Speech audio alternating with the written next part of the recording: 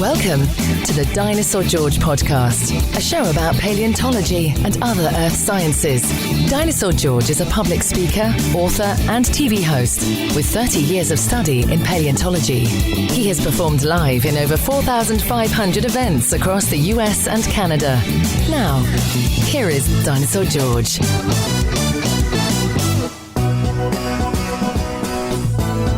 Well, hey there, everybody. Welcome to the show. I hope everybody had a very Merry Christmas. It is the day after Christmas, and I'm looking forward this week to trying to knock out a couple of more episodes because in January, and it looks like February and most of March, I'll be on the road pretty much constantly. So I probably won't be able to do any podcasts for at least a month or so coming up just because I've got so much travel ahead of me. We're on the road. And, you know, the thing is, I can record some stuff, but the editing programs that I use are the ones that I use here in my office, and I can't take those to go with me on the road because, quite frankly, I don't have any time anyway. When I get to the hotel, I'm usually exhausted and want to crash. So there'll be a month or two that I may not be able to post many of these. But anyway, in this episode, we're going to dedicate the majority of this episode to an interview I got to do with Dr. Mark Lowen, who is from the Natural History Museum of Utah.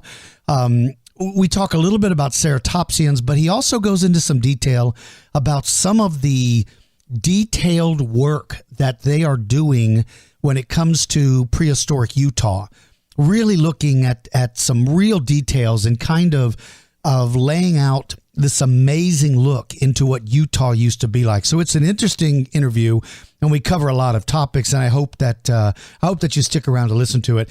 And then also, I have a little bit of room at the end to do a couple of Ask Dinosaur George segments. And then if all goes well, I'm going to do a Dinosaur George segment where I will do it live on Facebook as a live feed. So I'll try to come up with a date and a time to do that. So anyway, let's get into it. It was the largest predator in North America and known simply as the King. Now you can own fossil replicas from Tyrannosaurus Rex, the king of the dinosaurs. Our online store is filled with T-Rex teeth, claws, skulls, and more. Display them in your room or office, or use them as teaching aids in the classroom. Our prices are affordable, and we don't add excessive shipping fees. They are great gifts for anyone who likes dinosaurs. Go to store.dinosaurgeorge.com to see our wide selection. You know, everybody's familiar with Triceratops, the big three-horned dinosaur. Everybody knows that dinosaur. But the family of Ceratopsians is so much larger than just that, and sometimes maybe two or three other dinosaurs. But there's been some discoveries in Utah that have unveiled some really unique-looking members of the Ceratopsian family, those horned dinosaurs. And when I mean unique, they're considerably different looking than the others. So here to tell us more about some of them and maybe give us some insight as to why they look so odd, from the Natural History Museum of Utah is Dr. Mark Lowen. Dr. Lowen, welcome to the show. Thank you. My pleasure. You know, I read one time in an interview you did with somebody that you didn't just like dinosaurs, you actually wanted to be a dinosaur. Is that right? That's true. When I was a kid, I had dreams of becoming a dinosaur. That didn't quite work out. But oh, you're not old enough yet. This is the next best thing. So before we start talking about some of the different stuff, give us a little bit of a background about you and kind of how you ended up where you are now. Really, my interest in geology came from driving through Wyoming and Utah and looking at the outcrops. And I was always fascinated by what life was like when those rocks were deposited. So that piqued an interest in geology, and then from there, once I figured out how to become a sedimentologist, things like that, I went on to becoming more and more interested in the animals that lived in those rocks. So really, I'm a paleontologist for selfish reasons. It's the closest I can get to time travel. I can actually see what it was like, 100 million years ago. And it's the next best thing to actually being there. Does it ever cause you frustration of the things that you can't know, or are you so tied up with the things that you're discovering that doesn't really bother you that much? Sure. I mean, part of the joy of paleontology is the game of discovery, teasing out, minutia from a certain set of data that we can use. So, figuring out the relationships between different groups of dinosaurs or within those groups of dinosaurs is fascinating to me. Figuring out what an ecosystem was like 75 million years ago, 150 million years ago, those are questions I like to answer, or at least ask. Right. Well, if I understood correctly in doing some research, did you used to be a high school teacher as well? Yes, I did teach biology, algebra, and coached baseball and hockey. Oh, man. At a small high school in California. So you went from one group of terrifyingly dangerous animals to dinosaurs. Yeah. So, and also you're an adjunct assistant professor in the Department of Geology and Geophysics and Biology at the University of Utah. Is that correct? Actually, I'm associate professor lecturer. Ah. Not that the difference matters, but right. I teach several popular, very large classes in geology. One of them is The World of Dinosaurs, which gives people from all different majors and walks of life basically a view of the world in which all life is interconnected. Everything has descended over time from a common ancestor. And to get those concepts across, we use dinosaurs as our vehicle of discovery. And then the other class I teach is natural disasters through the lens of Hollywood B movies, which is a lot of fun. Oh, that's got to be a blast. It is. Oh, there is nothing I love more than watching old sci-fi movies from the 40s, 50s, and 60s. I the giant insect movies and all that stuff. That to me is fascinating. And of course, watching them now as an adult, sometimes you just sit there and die laughing at the things that they were doing and saying. My favorite of all is how you learn if you travel in time, or if you travel with a woman and she screams, the way to resolve it is to slap them one, and that brings them back into being perfectly fine with the situation. It's just, it's crazy. Well, let me ask you something, because so many of my listeners are young. Is there any piece of advice that you could give a young person who's in high school, or even middle school for that matter, who's interested in becoming a paleontologist? Is there something you could tell them that would maybe help them prepare to be a better student or a more successful student? Well, one of the classes you really want to pay attention to is biology. Of course, math is important. And if you can get a geology class, they're sometimes rare at the high school level. It seems like most earth science is being presented at the junior high level. Right. But at the same time, most paleontologists are either a geologist or a biologist, or both. My degree came in geology, but really my dissertation was about the growth of Allosaurus. So very limited geological content in my actual dissertation, much more biological. So the best paleontologists are generally anatomists, biologists, and geologists. All three of those sciences have a lot to bring to the table when we're looking at past worlds. Right. Okay, it's one of your roles amongst everything else that you do is you're involved in sort of the outreach when it comes to with the museum, is kind of being a liaison maybe between the science world and the public. Is that correct? Do you do outreach for the museum? Yeah. Yeah, we do talks at schools occasionally. We talk at specific symposia. We have a symposium coming up in in January, which is called Dino Fest, which is for the general public, and we'll have several famous and not so famous paleontologists talking there about dinosaurs. Ooh, so will that information be on the museum website? I presume it's there now. I don't know. Oh, cool. And so do you know offhand the website address? I'm looking it up right now, but I don't have it. Do you know what it is by chance? I don't.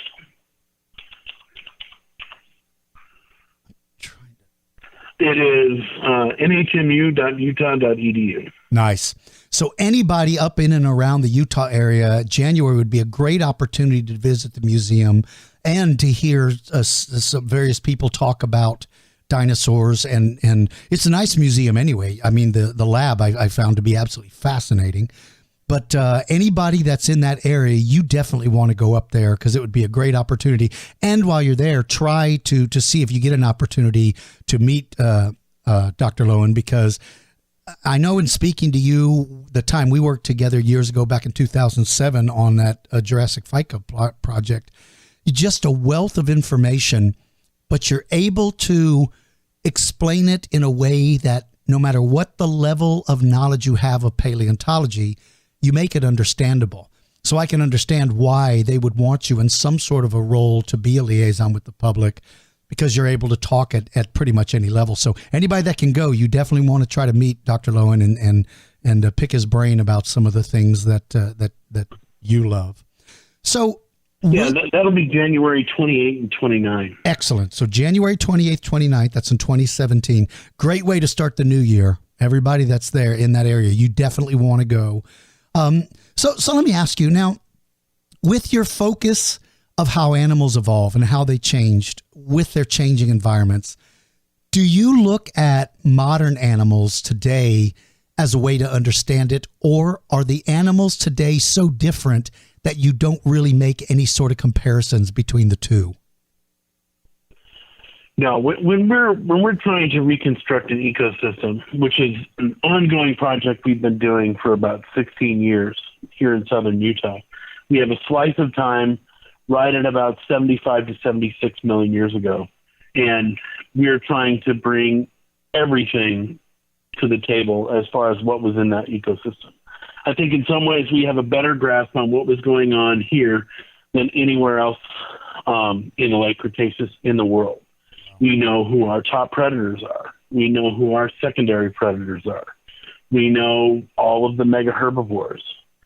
We know the small herbivores. And we know more about the plants than probably anywhere else in the Northern Hemisphere.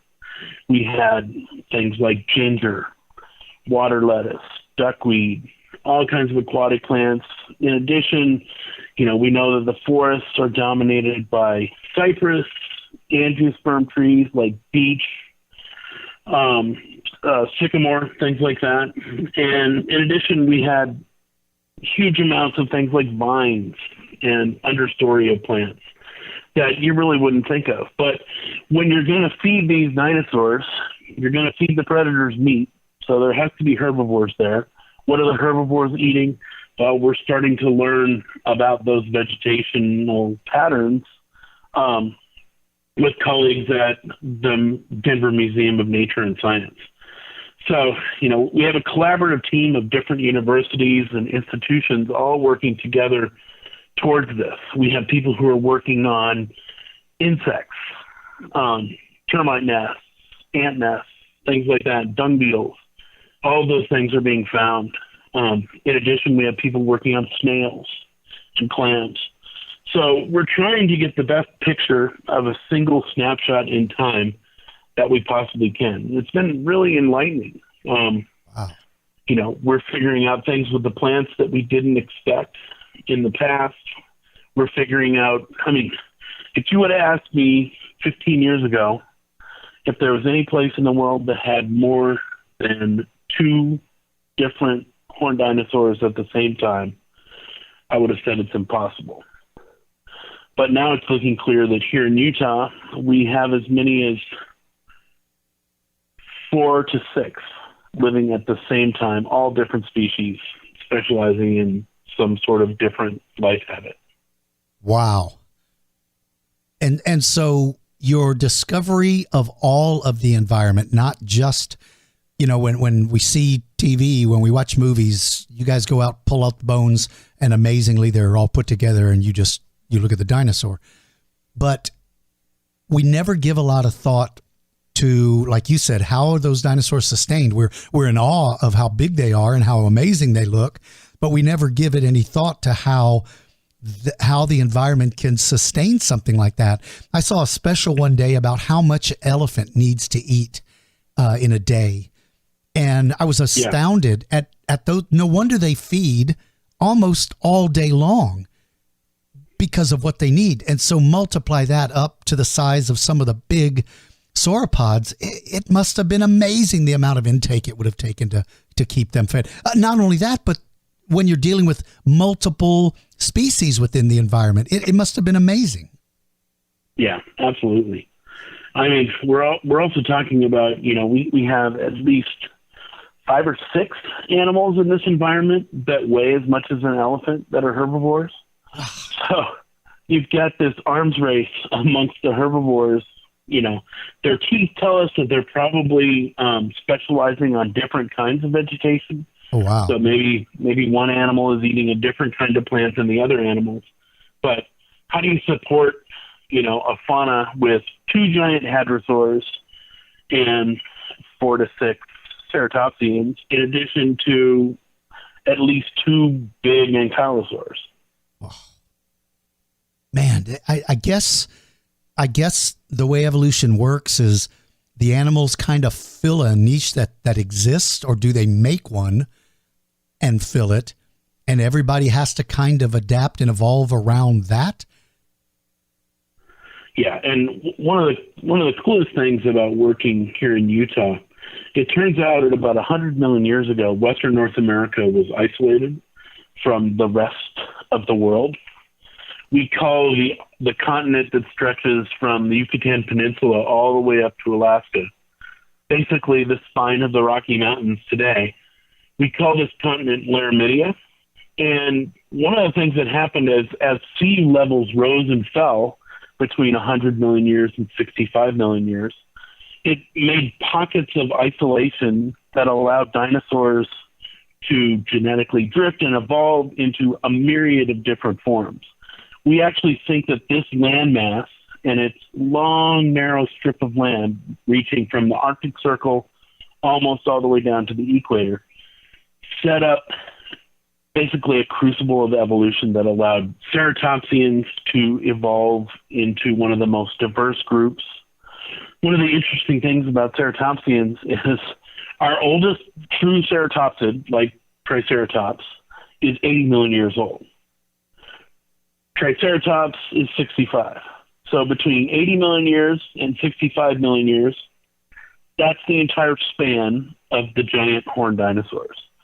And there's over 40 different species. Good Lord. Some of which, we haven't named yet. But I know for sure there are at least 40 species of ceratopsians, and we find more every day, every year. Good grief. Well, one of our previous podcasts, we highlighted a pseudoceratops because he looks so odd, and that's one that came out of Utah, right? Yep. Now, there's something I've never understood. When you talk about how you see an explosion of diversity among species when they're kind of separated from other animals.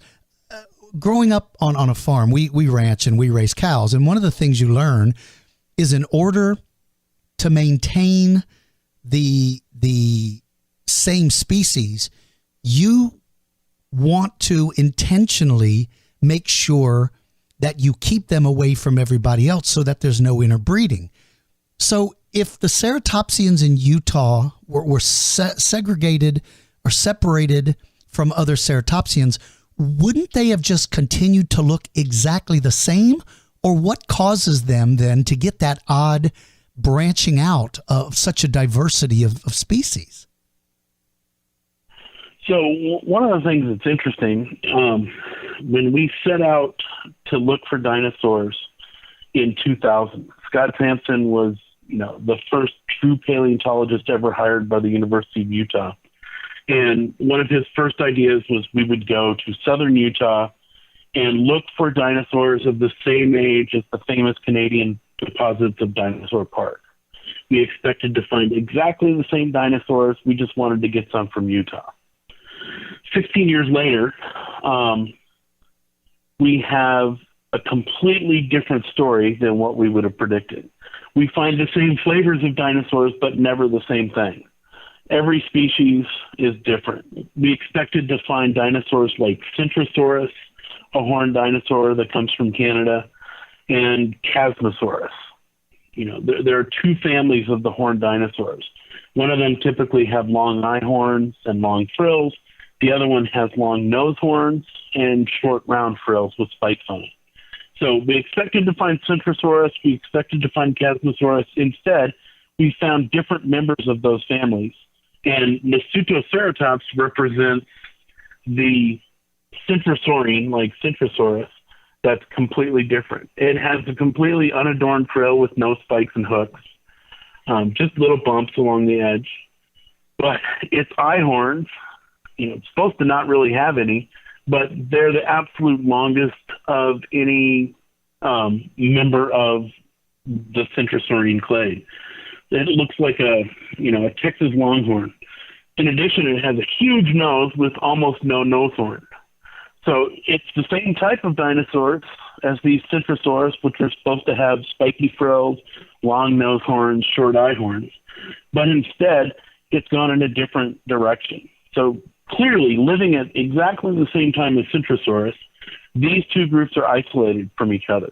So it can't travel the 300 miles north to get to wherever these Centrosaurs are living in the north in Canada and Montana. So that was really interesting. And the Ceratops actually turns out to be a relic of dinosaurs that were alive probably 6 million years before. So a completely different group, which may have even extended over into China. So we have these patterns, and, you know, we have to come up with explanations. Why are we seeing the things that we're seeing? You know, when you find something that you completely didn't expect, you have to step back, think about it for a second, and think, wow, what are we missing here? What is this revealing to us? Right. So is it then the difference of environment that creates a different a evolutionary changes within the let's say, going back to the, you know, obviously they have a common ancestor. Is it environmental differences between Canada and Utah that give us these oddities that seem to be coming out of there? It could be. We actually think it's because these horns are not necessarily for defense. Instead, they're signals, they're structures that are actually selected by sexual selection. So just like a peacock has these bizarre feathers and this display going on, these things on the heads of these ceratopsians were almost certainly display structures that mates would prefer one type or another type. They would use them to intimidate rivals, things like that. So when you have these very plastic things on the top of your head, you get isolated into a little population. Maybe a couple thousand years goes along, and you go mate choice preference takes you in a direction that nobody had seen before. Maybe you make your nose horn curled. That actually happened. And then when those two populations come back together, the females prefer the curled nose horn over the straight nose horn. So one of the two groups goes extinct when they come back together in a population. So we think about that as the model for how this diversity is being driven. I mean, having so many different flavors of horned dinosaurs over such a short period of time really suggests sexual selection. Right. Rather than just natural selection, survival of the fittest. Right. Well, all the images we ever see of ceratopsians, it's always that famous head down, running headlong into the attacker. But you believe, based on your studies, that may not have been the may not have been the primary function, or maybe not the function of all, as a way to defend itself, those you think are more, well, I guess it's sort of like antelope in Africa. You look across the plains in Africa and you see 7 or 8 different configurations of antelope, and you can easily pick out which species they are because they have the same body, but their skull looks different, or their horns look different. So you're kind of thinking that was the function of the horns? Yeah, absolutely. There are 3 or 4 people who I consider, the world's experts on ceratopsians. And, between us, we have seen pretty much every single horned dinosaur that exists. Right. But you could cut the head off of any chasmosaur and nobody could tell you what species it is. Wow. So you absolutely cannot tell the difference in species without a skull. Wow. So I wonder how many... You can tell a difference between the 2 groups. Right. There are Centrosaurus and Chasmosaurus.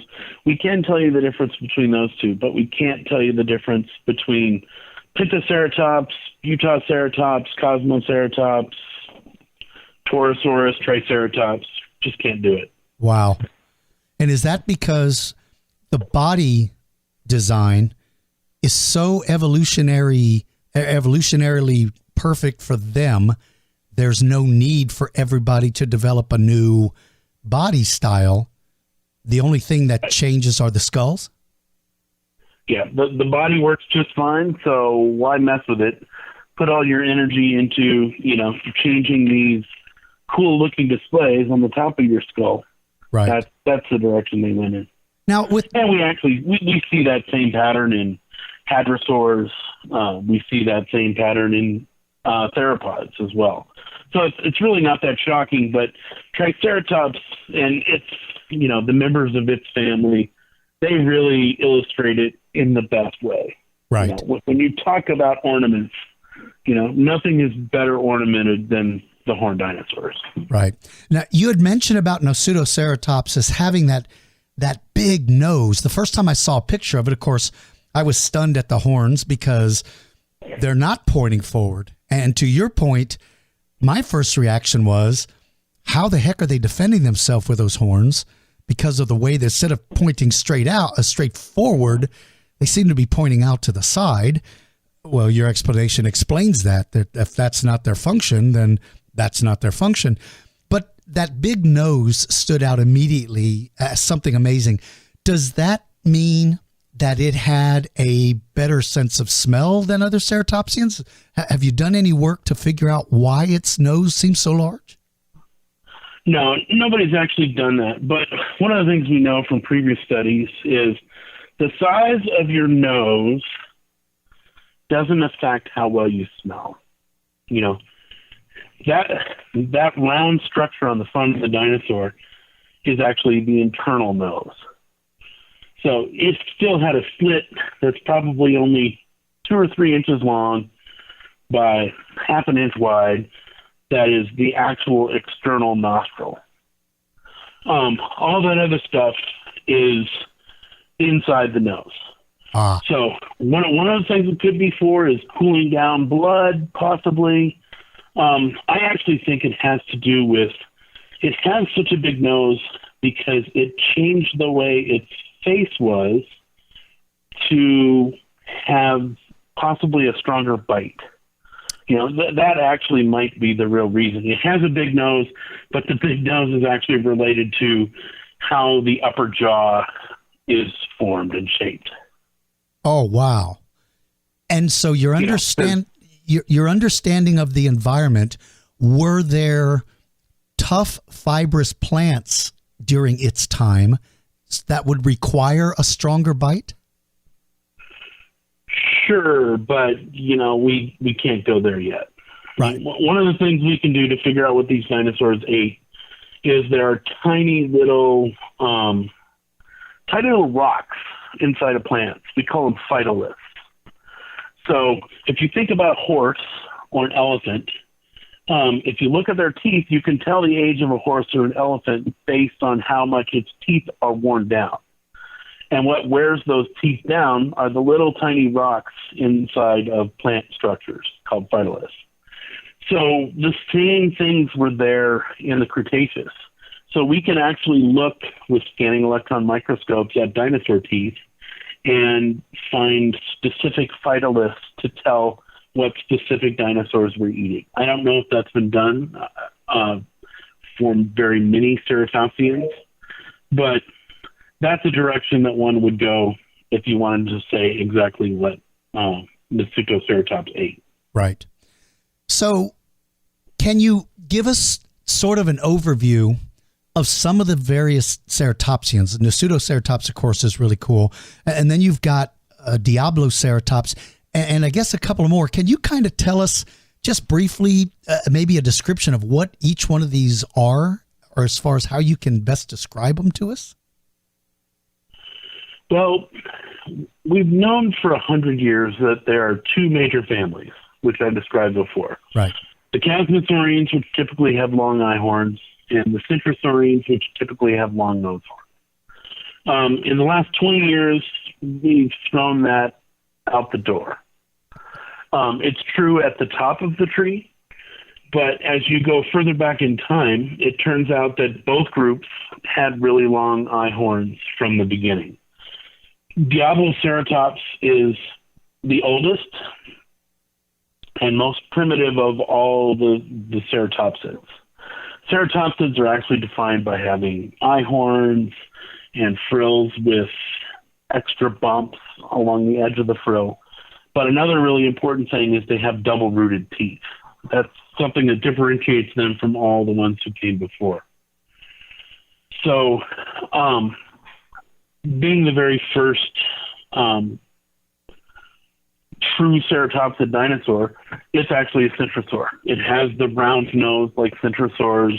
It's got a little bit of a cutting surface on its beak, has a tiny, tiny little nubbin for a nose horn, and it has long eye horns. So we're kind of getting the picture of what the most primitive of these groups were like. But what's really interesting is we don't even know where the split between Chasmosaurians and Centrosaurians came. We're actually pretty clear that it happened sometime between 90 and 80 million years ago. And we don't have a whole lot of rocks of that age. So we're still looking for the real base of the tree and where these divergences between the two groups came about. And do you think that will be found in Utah, or is it not the right age to find that, or you're not able to go back far enough? Yeah, Utah has some definite possibilities. One of the problems is, all across Laramidia, there aren't a lot of rocks between 80 and 90 million that are terrestrial. There are a couple places in Canada, and they've been looking there, but the best set of rocks are actually in southern Utah. And so we're looking, but sometimes the formations don't have a whole lot of fossils. Right. So I'm hoping that sometime in the next, 10 to 20 years, we'll find more. Right. But you never know what you're going to find. But that's got to be the exciting part of your job, I bet.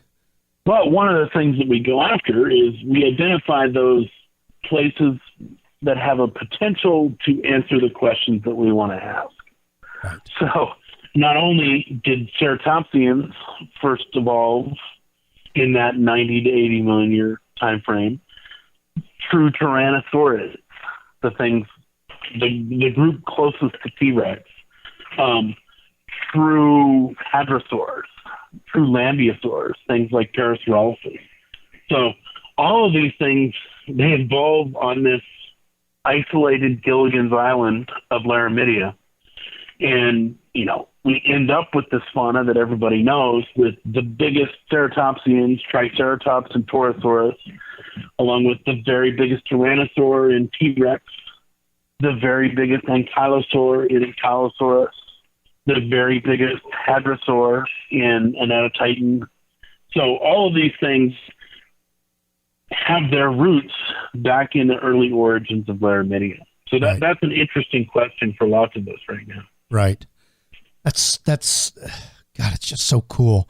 So, because you know so much about the environment and the other animals that that lived within the environment of, let's say, these ceratopsians, do you have any theropods who seem to be more specialized in the ability to hunt ceratopsians, or do those kind of predators exist? Do they just take advantage of whatever's in the area, or there's some that seem that they would be the ones that would be better suited to try to deal with the ceratopsian?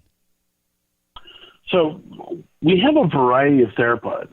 Pretty much any given ecosystem, between 80 million years and 65, there's a really big T-Rex. We're talking something on the order of, 3,000 pounds to 6,000 pounds. Good grief. That's the top dinosaur predator. At the very end, it's T-Rex, but before it came, its predecessors. Right. There really are the only medium-sized theropods are things like ornithomimids, which are actually, they've gone back to herbivory and plant eating. There's also Kinignathids, which is kind of a parrot-like dinosaur, but it also has no teeth and likely is a vegetarian or an omnivore, certainly not going after Triceratops. Right. Then you get down to the small theropods. You have cat-sized dromaeosaurs, things like Carnotaurus, Utah raptor-like animals running around. And they're probably doing a lot of scavenging. We do have ceratopsian bones that have been scavenged by tyrannosaurs. We can actually see the scrapes of the denticles of the tyrannosaur teeth. Wow. The tyrannosaurs certainly could take down a ceratopsian, but they're probably going after the old, the weak, the sick.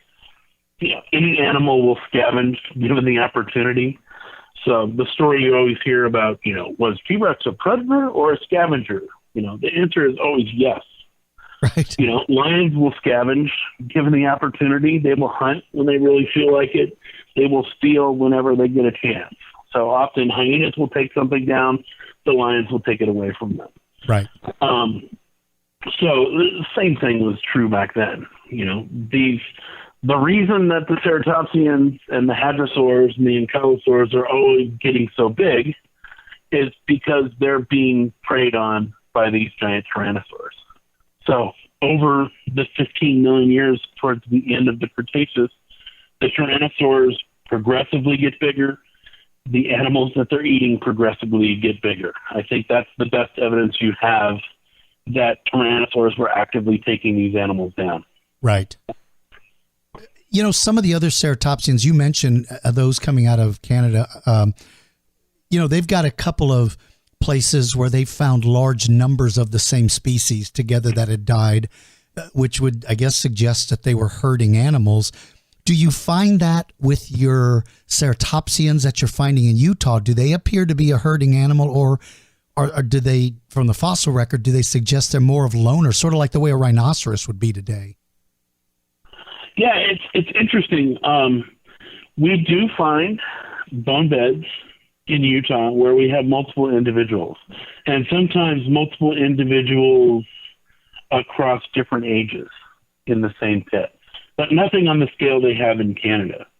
What's pretty clear is in Canada, you had these low-lying floodplains next to basically an extension of the Gulf of Mexico that goes all the way to the Arctic.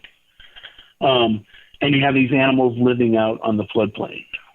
They do seem to be in giant mono-dominant herds that are dominated by one species.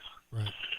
We think actually that many of those bone beds are from storm surge from the 1,000 to 10,000 year hurricane that actually made it all the way up that inland sea, all the way up into Canada, surged through the low-lying floodplains, think Louisiana Delta, and killed those dinosaurs by drowning. Wow. That's the best explanation that we have. So the continents were pretty much in the same place. You still would have had propagation of hurricanes in the same way that we do today. And then just every once in a great long while, you get this magical storm that has the track that just takes it up there, continues to build energy from this warm, shallow inland sea, and then slams into the land, and these hapless dinosaurs all drown. Man, what an amazing visual that must have been, not for them, but for somebody else to just sit there and think about the power of that stuff. You know, it is so amazing to see how you're able to recreate through the use of fossils and all the fossil evidence, literally recreate the environment.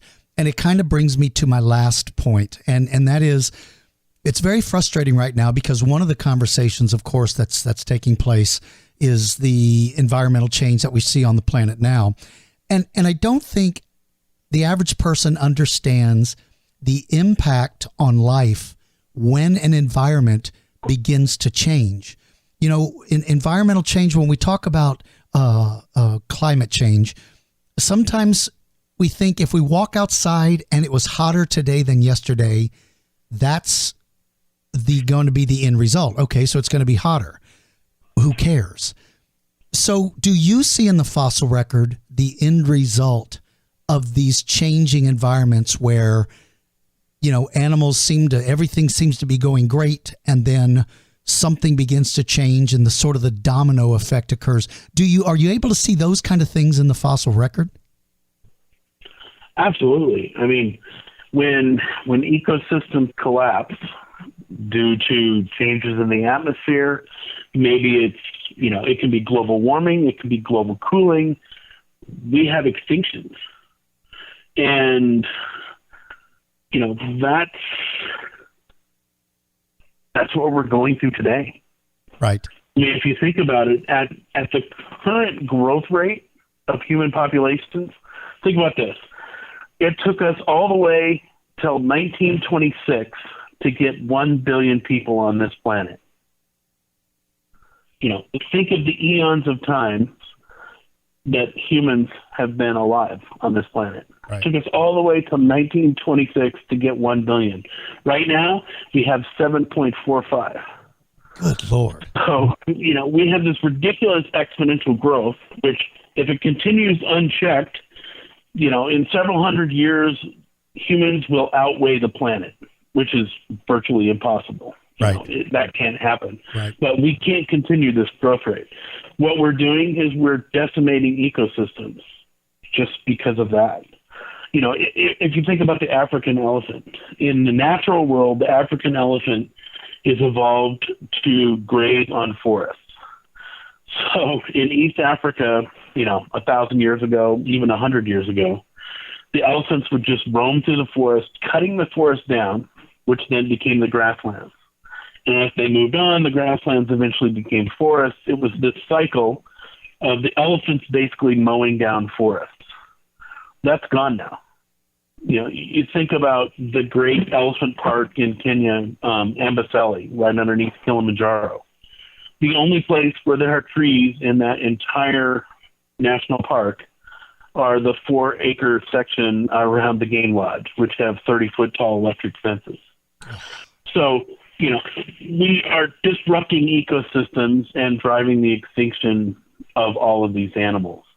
So we're in the midst of a huge extinction, which is going to affect, you know, probably more species than any time since the end of the Cretaceous.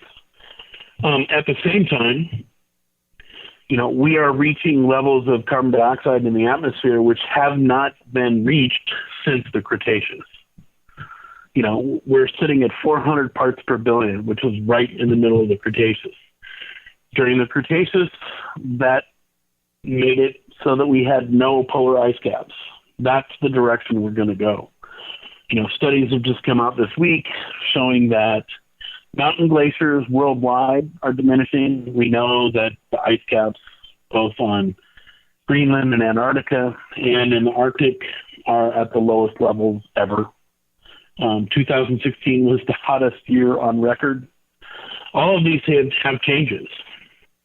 And we can just dismiss it by saying, everybody wants it to be a little bit warmer in the winter anyway. Right. That's not the point. Right. I mean, if we melt all the ice, we're talking, in the next 50 years, 3 to 7 feet of sea level and, possibly as much as 50 feet sea level rise from melting all this water that's locked up on the land in these ice caps. Right.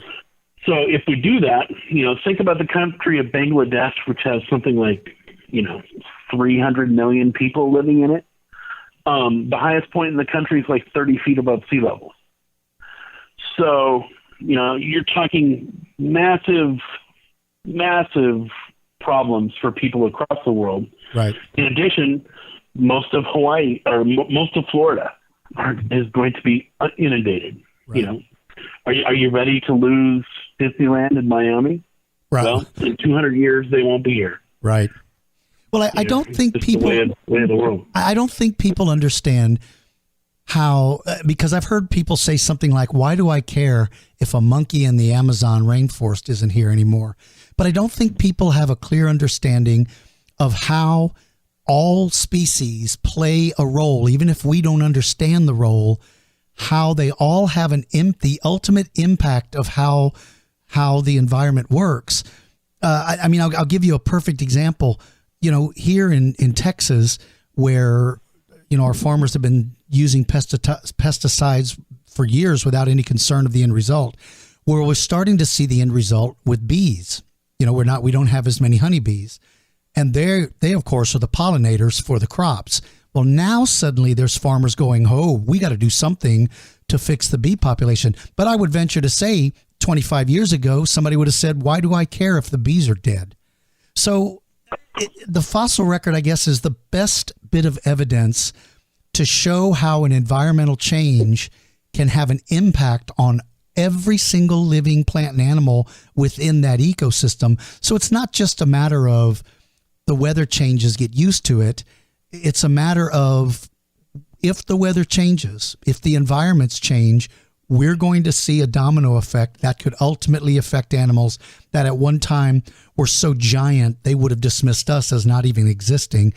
If an environmental change can impact them, it can impact absolutely everybody. Right. It's going to be a different world, even in 30 years from now.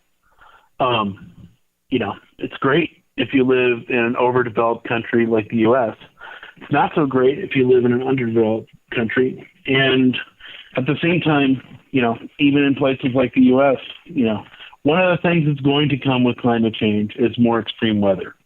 We're going to get more of these polar vortexes. We're going to get more and more severe hurricanes.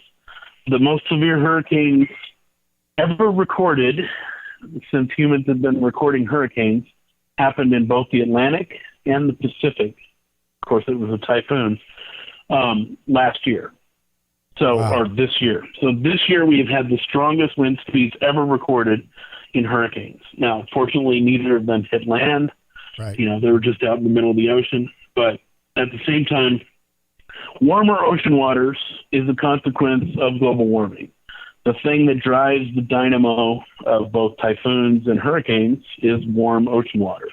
So it's a documented fact that the warmer your ocean water, the more effect that will have on things like hurricanes. Right. And then we may end up with one like you discussed in the Cretaceous where it makes it all the way to Utah. Right. I mean, and if you're thinking towards the future, maybe don't buy low-level seafront property. Would be that's my advice for the young students out there is, avoid low elevation coastal real estate. Or just buy in Utah and wait for it to come to you. Yeah, well, we have our own problems in Utah. We're coming up against water versus population. Ooh. Utah has the county with the highest growth rate in the nation. And the entire growth rate in the state is, really, really high. So at some point, we're living in a desert. Right. We're getting our water from snowmelt and from the Colorado River. But those are limited, finite resources. And with global warming comes less precipitation, less flow on the Colorado River, less snowfall. So, at some point, right, water is going to become a bigger and bigger issue in Utah. Man, that's a scary notion, but hopefully, hopefully more and more people will wake up in time to being able to recognize what the end result is going to be. Well, if anybody in January is up in your part of the state, I absolutely hope you get into the museum for their event. You can find all the information on their website. And he is a research associate and educational outreach teacher for the Utah Museum of Natural History and an associate professor in the Department of Geology and Biology at the University of Utah. And at one time, he wanted to be a real dinosaur. And although he failed at that, you've made a huge impact on the study of dinosaurs. I was amazed at how many papers your name is associated with. It's amazing. Dr. Mark Lowen, we really appreciate you taking time out. I know how busy you are. I really appreciate you doing this, and we'd love to, if a new discovery comes out or if a new paper is released that you're associated with, would love to be able to call you back and go into detail about new stuff. Anytime. It's my pleasure. Thank you. Thank you so much for taking the time. We appreciate it. It's time to ask Dinosaur George. In this segment, George answers your questions about paleontology. If you would like to leave a voice message, call us at 210-888-9077. This is not a toll-free call, so children, please ask your parents' permission. If you would like to submit your question in writing, go to dinosaurgeorge.com and click the Ask Dinosaur George page. Questions are chosen at random and we clear all messages monthly. So if you have a question about paleontology, ask Dinosaur George. All right, this first question comes from Finn from Stanley County, Durham, England. Hey, DG, it's Finn again. Hi, Finn. I'm so grateful for you recently answering one of my questions. Hey, it's my pleasure, Finn. My question is this. I recently saw a video of you preparing 2 resin cast antlers of the Irish elk Megaloceras, and I was wondering if the resin makes the cast bendy and light or the other way around. Thanks for taking the time to answer my questions. Your biggest fan, Finn. Hey, thank you, Finn. I'm glad you're my biggest fan. That resin, the stuff that you saw me putting on those antlers is actually a hardener, something to give it some strength and stability. They are made of fiberglass, which makes them very, very light. And because we have them in our traveling museum, we're constantly putting them together, taking them apart, putting them together, taking them apart over and over and over again. And the wear and tear that we put on them is pretty bad. So the stuff that I put on it is a hardener that gives it a lot of strength and stability that allows us to be able to move them repeatedly.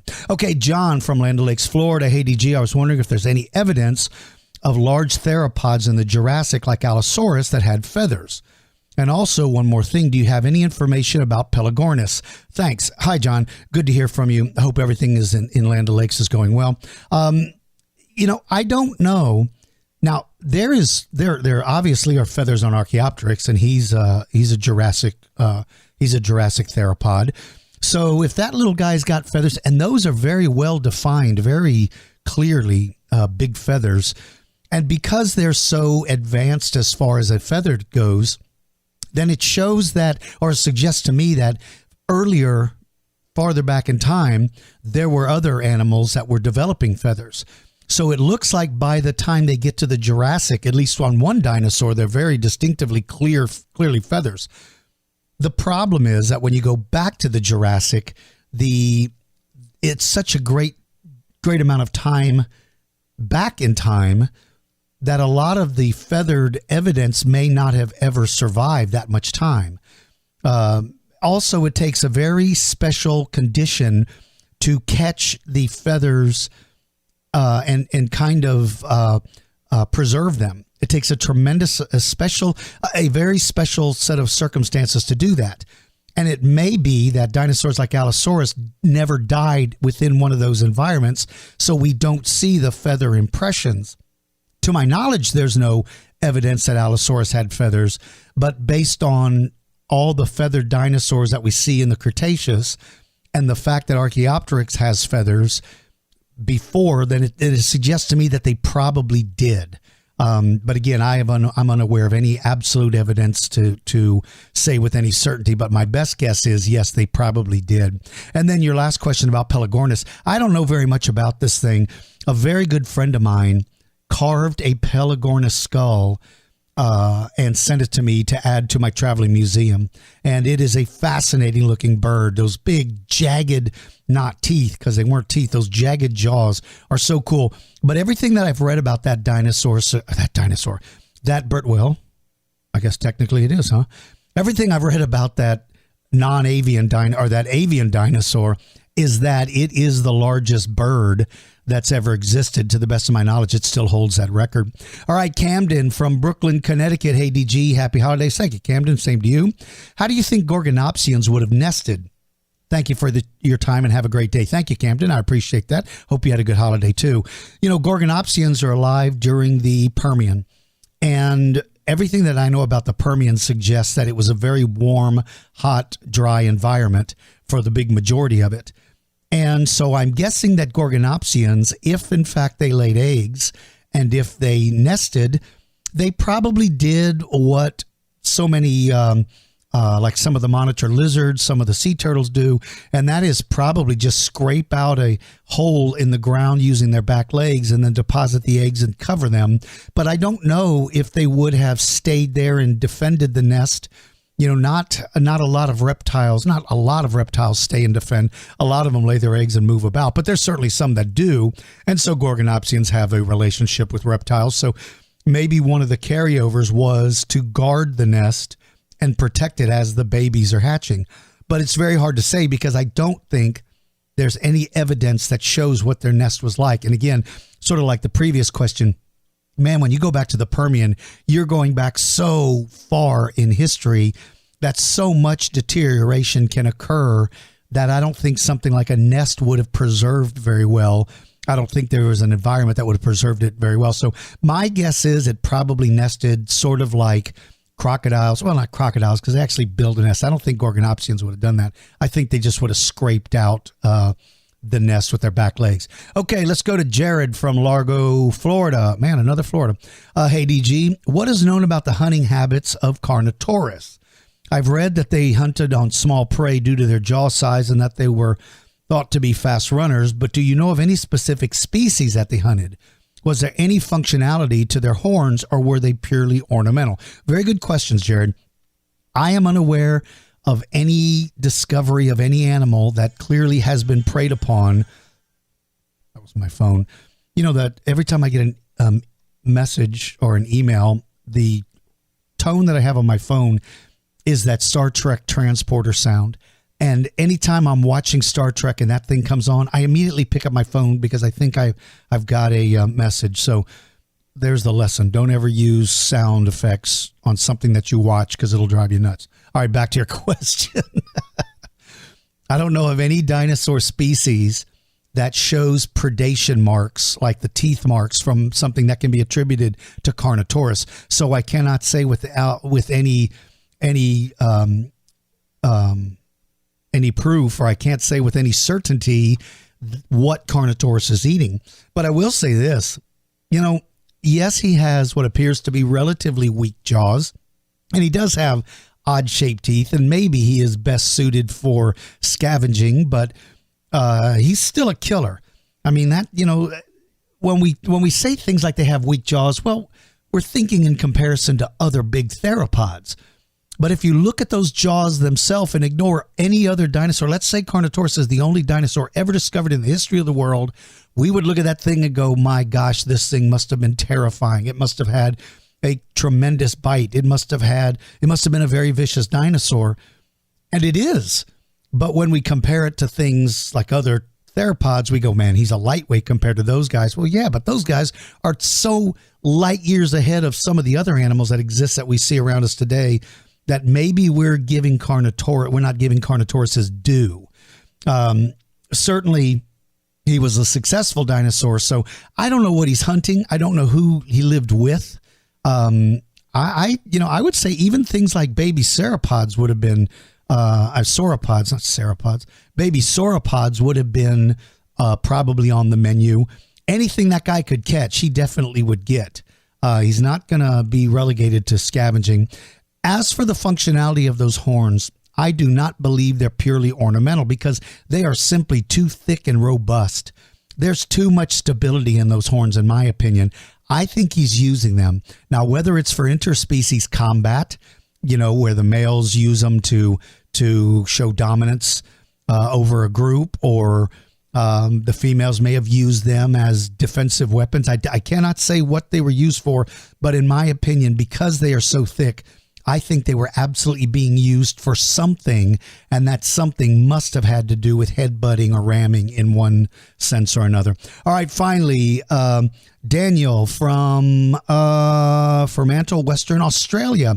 Hi, DG. I'm new to the podcast, and I'm loving it. Well, great, man. I'm glad you like it. I'm glad that you're liking it.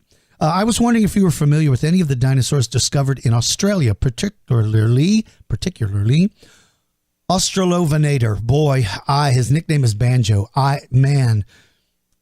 Daniel, I don't know enough about him. I mean, I know of the dinosaur, and I love Metaborosaurus and Rapator. Those are some Australian dinosaurs that I really find interesting. But I don't know enough about him. Now, like I said, I'm familiar with the dinosaur. I think he's really cool, but I don't know enough about that particular one. But I will tell you this. I had an opportunity back on episode 10 or 8, something like that.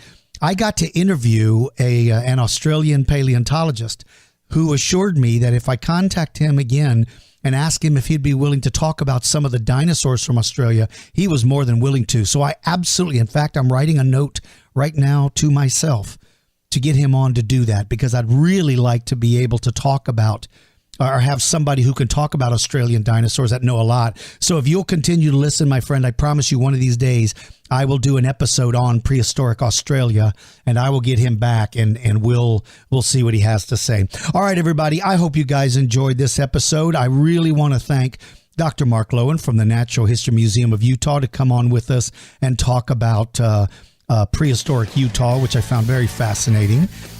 Make sure to follow us on Facebook and Twitter. You'll see links on my podcast page.